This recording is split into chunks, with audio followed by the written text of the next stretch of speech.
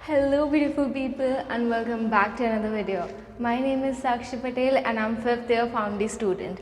Today in this video I would be giving you guys tips to stay sane during our examination week. Because we all know that in pharmD we have 6 subjects and the examinations are back to back without any kind of break in between. And memorizing 25 to 35 hours worth of syllabus, it is literally no joke. So here are some of the tips that have been tried and tested by me, which I really think they would be helping you guys.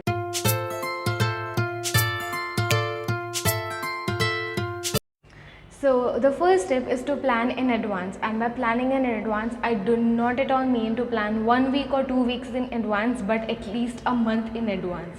And remember that you can never ever plan too early for your examinations, because there are always some or the other events coming up, or sometimes we are humans, right? So sometimes we don't feel like studying and stuff like that may come up, but planning it will help you to stay disciplined and to actually stick to whatever plan that you have made to complete the syllabus before at least 2 weeks before your examination week, so that a week before your examination week you can revise the topics thoroughly once again. And how you can plan is that, first of all, start with the topics which are very important. Okay, start from the epicenter and then go out to cover all the syllabus or all the topics that are coming for your examination.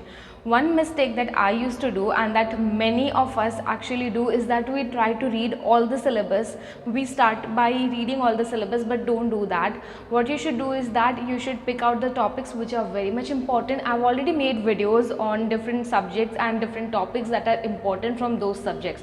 So go through those videos and find out what are the topics important for those particular subjects, or what are the important topics that are actually coming in your syllabus. Because each and every topic, it does not have equal weightage, right? Some topics that they have more weightage and some topics they have less weightage. So you should not be wasting your time in subjects or topics that are not going to come, or those that don't have much weightage. Instead you should give your time and your focus on topics that have more weightage and that are definitely going to be asked in one way or the other in the examination. So find out the topics that are important or that have more weightage through my videos, and then plan. You, as I told you, I'm telling you again, you can never plan in advance. And how you should plan, I'll tell you in some other video. Okay, so one tip, plan in advance, and second, that start from the epicenter and then go out to cover the entire syllabus. Start with your weak topics also. Don't directly go to a strong topics. Okay, make a list that these make 3 columns. Okay, weak topics, topics that I know extremely thoroughly about, and if questions are asked from those topics from the 3rd section, then you can answer it thoroughly right now also. So those topics will be going in the 3rd column. So start with the 1st column, that is the topics that you are weak at. Bring all of them to the 2nd column, that is your moderately confident topics, and then try to bring them in the 3rd column. Okay, so that is how you should be planning. Keep these 3 things in mind.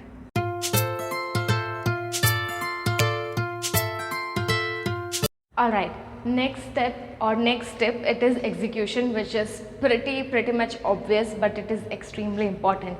We all plan, we all make timetables, but how much do we actually follow them? So what you should do is that while planning, you should plan for each and every day up till your examination week, or up till a week before your examination. Okay, so you plan a month in advance up till a week before your examination, and that planning in advance, it should be according to each and every day. This day I have to complete these topics, this day I have to complete these topics, and then divide those days into weeks. That by this week, that is a month, it has around 3 to 4 weeks. So first week I have to complete this and this subject, second week I have to complete this and this subject. Then subdivide it further, that this week, okay, I had this and this subject. For example, you took human anatomy and physiology and pharmaceutical, so pharmaceutical formulations and human anatomy you have to complete in week 1. So let's say that Monday Wednesday and Friday I'll be taking human anatomy and physiology. I'll be completing these topics on Monday. I'll be completing these topics on Wednesday, and the rest of the topics on Friday. And for pharmaceutical formulations, I would be taking a certain number of chapters, a certain number of topics on Tuesday, certain number of chapters or topics on Thursday, Saturday likewise, and on Sunday I'm going to revise everything that I learned in that week. That is how you will set yourself accountable, and if you set yourself accountable, that is how you will actually execute what you have planned. This is extremely important, and it really helps a lot when you plan your day, when you plan even early. I honestly plan early that okay, I have to complete these things today, and they will take these many hours. I plan my day or my week or my examination schedule that way. I'll be showing it to you in the next video for sure. Okay, so this was the second tip, which was actually executing what you have planned. And how it happens is when you plan for each and every day, when you plan for each and every hour, and you set yourself accountable. Okay, planning thoroughly, it also helps you to set yourself accountable, because then you will be accountable that okay, today I had to do this thing, did I actually did it or not? So that will really help you to complete or to actually execute your planning, because just planning without actually executing it is completely in vain, right?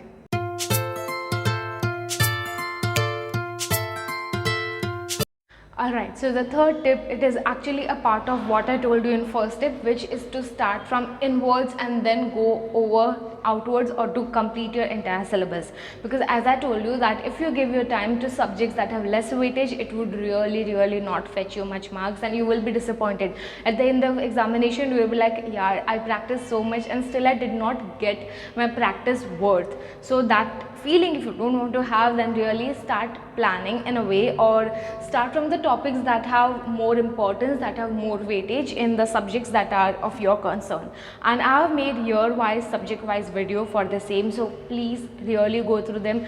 We had no seniors, so we really had no one to tell us that what topics are important, what topics are not much important, what topics you can actually eliminate from studying. So I have made video on that. You have that privilege, kindly go through that. We really did not have that, and we made this mistake, so you don't make that mistake. Okay, go through my videos, whatever year you are, whatever subject you are, just search it that way, it will come up. And then take your syllabus copy, mark whatever topics I've told you are very important, and then complete those topics first, and then move out to other topics. And don't forget your previous year examination papers also. Okay, so this is the third tip, that is go from inwards to outwards. That is complete the topics that have more focus first, and then or more weightage first, and then go to other topics which have less weightage but which might not be asked also.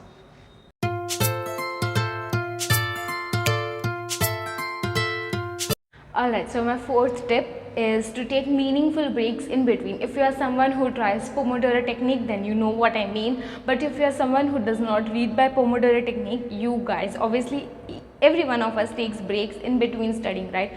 So those breaks are actually extremely important. First of all, we all know that if we have set break of, even if it is 1 hour or 10 minutes, 15 minutes, 20 minutes, whatever.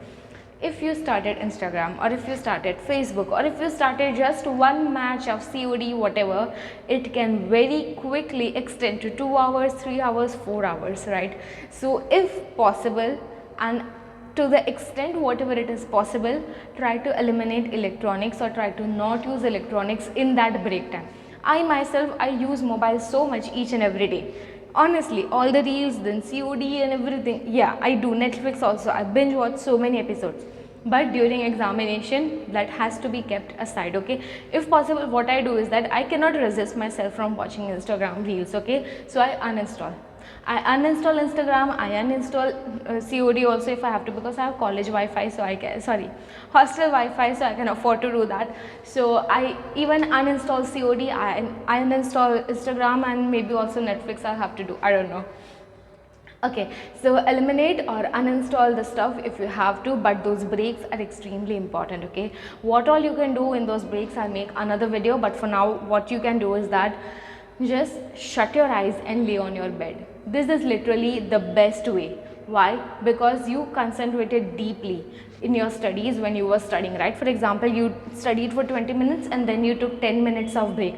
So you had minutes or what do you say, minutes of deep focus, and now combine it with minutes of deep relaxation. That will really help you. Deep focus followed by deep relaxation, that is what is needed by your brain, because your brain needs relaxation, your brain needs time, your brain needs to shut other things and to really grasp onto whatever you have just learned, and it will really help you. You would really feel that yes, जो पढ़ा था वो याद रह रहा है, जो पढ़ा था वो समझ में आ रहा है.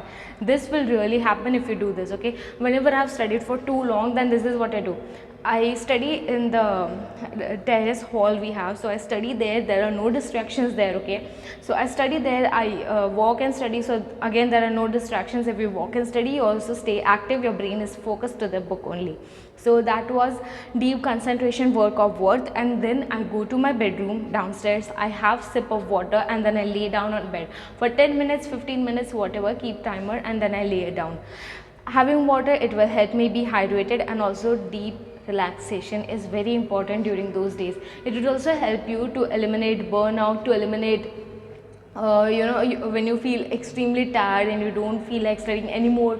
I really feel like vomiting actually when I study a lot. I feel like, because we are not used to that, because we all know that pharmD syllabus, it is very lengthy, and day to day basis nobody is studying for that long. Okay, so examination week, it gets very tough. You have to complete a lot of syllabus, and we don't get any breaks, at least in our college. For example, we have 6 subjects, right? So 1 2 3 4 5 6 over. We don't have any break in between, no day, no break day, nothing. So we have to study for those 6 days continuously, not 6 but 7 days continuously. So that takes a toll on the brain. So you really need those deep relaxation moments. Okay, and one more thing that can help, if you don't want to relax, if you don't feel like laying down right now, or if you think that if I lay down right now I'll definitely sleep, then what you can do is that you can maybe make a playlist, and whenever you have your break time, you can listen to that playlist of songs. Okay, don't watch any videos or stuff like that, because watching videos, it will take it requires, obviously your eyes are already fatigued, so don't fatigue your eyes. Okay, don't watch anything. You can listen to music, that is way better. This is a tip that I learned during my before my NEET examinations. So listening to music during break is better than watching Netflix or watching just anything, even shorts or anything, because it helps our eyes to relax, and our brain is useless. Okay, for example, if I want to watch something, then it requires my ears and my eyes, but if I want to listen to music, then it only requires my ears. I even have a specific playlist called break in my Spotify playlist, just for these 10 to 15 minutes of breaks that I take, because music, it really refreshes you. So if that is something that refreshes you, you can do that, or else you can just lay down, shut your eyes, and have a sip of water and lay down for 10, 15, 20 minutes, whatever is your break time.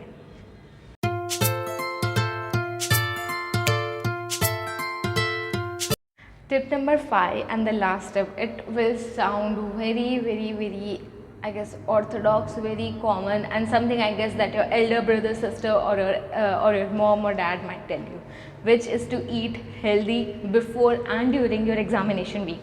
First of all, if you eat outside, you have much more chances, or the probability of you getting any kind of infection or any kind of disease or nausea, vomiting, stuff like that. Any kind of ailment is much more as compared to when you eat inside your house or when you eat home cooked food, right? So first of all, it will eliminate any chances of any kind of ailment or any kind of diseases. We all study diseases, so you know what I'm talking about. There are so many stuff. Okay, so first of all, it will prevent you that, and second, it will really nourish your brain. If you have good food, you will really feel better. Okay, we all know that sugar and carbs are not good. That is not just because you will get fat, but it does a lot of bad things to your body. Okay, so eliminate sugar and carbs if you can. I personally eliminated having rice and potato before my NEET examination. So if if you are planning, if you are watching this video before your university final examination, then kindly eliminate any kind of carbs if you can. I'm not telling you to starve yourself or to not have any carbohydrates at all. If you are someone who likes to have rice and potato, have it at night if you are a morning student, or if you are a night student, have it in the afternoon as lunch. Okay, so you can moderate it that way, but have foods that are rich in omega-3. Have fruits, because fruits and vegetables or salads, they are rich in antioxidants, and that really helps to nourish your brain.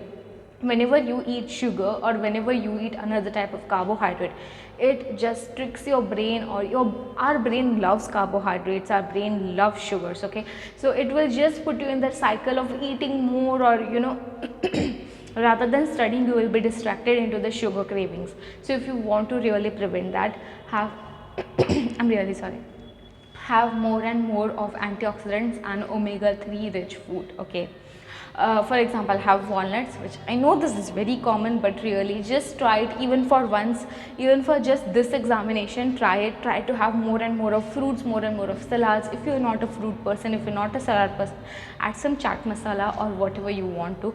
Don't have fruit salad. Okay, milk and fruits, they should never be combined, so don't have fruit salad. Okay, have fruits, have vegetables as much as you can, minimize carbohydrates and sugars as much as you can. Feed your brain healthy food, keep your gut microbiome at optimum level. This can happen when you have curd, or when you have probiotic or fermented food items such as idli dosa, which we all love. So idli dosa, and then even dhokla, if you are Gujarati, dhokla, khaman, all of them, then handwa or curd or buttermilk, they are all fermented food items, and they will really help your gut. Even apple is extremely good. Have apples. Okay, during your examination week, have apples. It is extremely good for your gut, really. Apple a day keeps a doctor away, that is told, because apples, they are optimal food item, optimal fruit for your gut. They are the best fruit for your gut, and each and every disease that we are learning, it really does start from gut. There are so many research articles I have read about this. So many doctors also have heard about telling about this thing, that each and every disease, at least most of the disease, 80 to 90% of disease, they start from gut. And if you actually think about it, you will realize that that is so true. So keeping your gut healthy is a way to keep your mind healthy. Okay, even you can practice mindfulness, meditation, stuff like that if you want. But if that does not work out for you, listen to music, listen to good music that actually hypes you up. Rona dona wala music nahi. If you really think that COD helps you, it does help me, honestly. So try to play MP instead of BR if you want. If you are not a gaming person, that's okay. But please, really, I'm telling you, uninstall Instagram and focus on these 5 tips that I've given you. And if they really work out for you, let me know in the comment section. Or if there are any other kind of tips and tricks that have worked out for you, then comment them in the comment section, and let's see what are the different things that help us through our study week, because we all know it gets extremely crazy during the study week. Okay, so yeah, that is it, guys. I really hope that you guys enjoyed the video, and if you did, then don't forget to like, share and subscribe to my channel. Meet you next time in the next video. Bye bye.